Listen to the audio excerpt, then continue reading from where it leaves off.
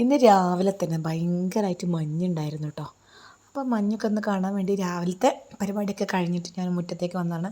എന്നും ചെയ്യുന്ന പരിപാടിയാണ്. കുറേ സമയം ഈ ചെടിയുടെ കൂടെയും പച്ചക്കറിയുടെ കൂടെ ഒക്കെ മുറ്റത്തൊക്കെ ഇങ്ങനെ കുറച്ച് സമയം നിൽക്കും. ഒരു മണിക്കൂറോളം. ഹസ്ബൻഡ് ട്യൂഷന് പോയതിന് ശേഷം പോയതിന് ശേഷം ഞാൻ കുറച്ച് നേരം ഇരിക്കും. അപ്പോൾ ഈ മുന്നിൽ വളർത്തിയിരിക്കുന്ന ഈ പുല്ലുണ്ടല്ലോ, അത് കുറച്ചായിട്ട് ഇപ്പോൾ ഈ മഴയും കാറ്റൊക്കെ ആയ കാരണം ഇങ്ങനെ ചാഞ്ഞങ്ങ് കിടക്കും. പിന്നീട് വെയിലൊക്കെ അറിച്ച് സൂര്യൻ്റെ വെളിച്ചം കണ്ടു കഴിഞ്ഞാൽ അവരങ്ങ് ഉയർന്ന് റെഡിയായി നിൽക്കുകയും ചെയ്യും കേട്ടോ.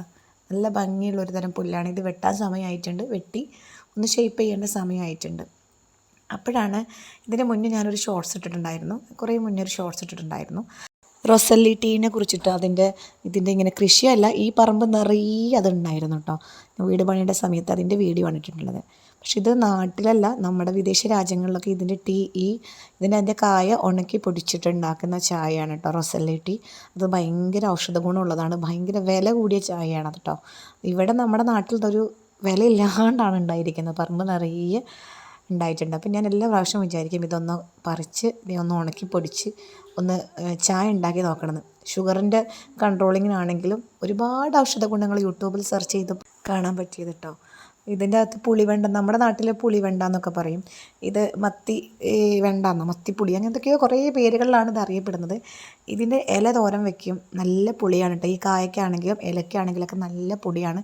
പണ്ട് കാലങ്ങളിൽ പൊടിക്ക് പകരം ഉപയോഗിച്ചിരുന്ന ഇലയാണത്രത്. ഇതിൻ്റെ പൂവാണെങ്കിലും കാണാൻ നല്ല ഭംഗിയുണ്ട്.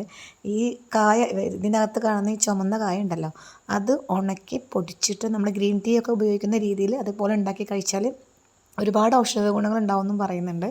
നമുക്ക് ശരീരത്തിനാണെങ്കിലും കുറേ കാര്യങ്ങൾ ഉണ്ടാവുമെന്നാണ് പറയുന്നത്. അപ്പോൾ എന്തായാലും ഇത്തവണ എല്ലാ പ്രാവശ്യം പറമ്പ് നിറയെ ഉണ്ടാകുമ്പോൾ വിചാരിക്കും ഇതൊന്ന് ട്രൈ ചെയ്ത് നോക്കണമെന്ന്.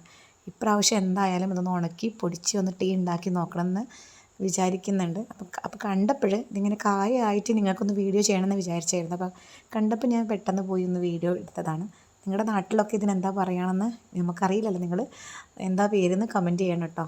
കാണുമ്പോൾ നല്ല ഭംഗിയുണ്ട്. ഇതിൻ്റെ പൂവാണെങ്കിലും കായാണെങ്കിലും. അപ്പോൾ എന്തായാലും ഇതിൻ്റെ അകത്ത് എങ്ങനെയാണ് കേട്ടോ കാണുന്നത്.